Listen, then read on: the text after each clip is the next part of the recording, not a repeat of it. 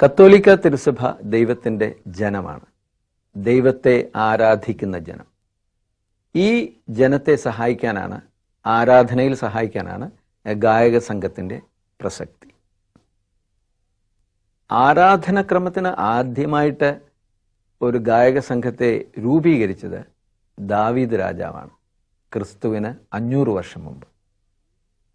AD 600 മാർപ്പാപ്പ തന്നെ സ്കോല കന്തോറും എന്ന പേരിൽ റോമിൽ ഒരു വിപുലമായ ഗായക സംഘത്തെ രൂപീകരിക്കുകയുണ്ടായി.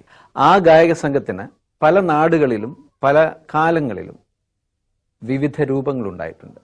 അവയിൽ നിന്നൊക്കെ പ്രചോദനം ഉൾക്കൊണ്ടാണ് ഞങ്ങളിവിടെ വിശ്വാസ സംഗമത്തിന് ഒരു ഗായക സംഘം രൂപീകരിച്ചത്. ഇപ്പോൾ മിക്ക പള്ളികളിലും 1-2 പേർ മാത്രമേ കുർബാന സമയത്ത് പാടുന്നുള്ളൂ, അതും സിനിമാ ഗാന ശൈലിയിൽ. ഇത് തിരുസഭാ പാരമ്പര്യത്തിന് കടകവിരുദ്ധമാണ്. വിശ്വാസ സംഗമത്തിന് ഞങ്ങൾ തിരുസഭയുടെ നിയമങ്ങൾ അനുസരിച്ചും അതിൻ്റെ വിശ്വാസ ശൈലി ഉൾക്കൊണ്ടും അതിൻ്റെ പ്രാവർത്തികതയെ മനസ്സിൽ വെച്ചുകൊണ്ടുമാണ് ഈ ഗായക സംഘത്തെ ഒരുക്കിയത്.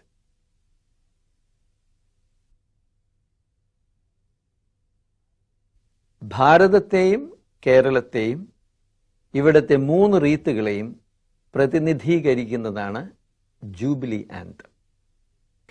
ക്രിസ്തു ഭാഗവതത്തിലെ സംസ്കൃത ശ്ലോകങ്ങളിൽ നിന്നും തുടങ്ങി സുറിയാനി ലത്തീൻ ശീലുകളിലൂടെ കയറിയിറങ്ങി വിശുദ്ധ തോമസ് ലീഹായെയും വിശുദ്ധ ഫ്രാൻസിസ് സേവറിനെയും ഈ ഗാനം അനുസ്മരിക്കുന്നു.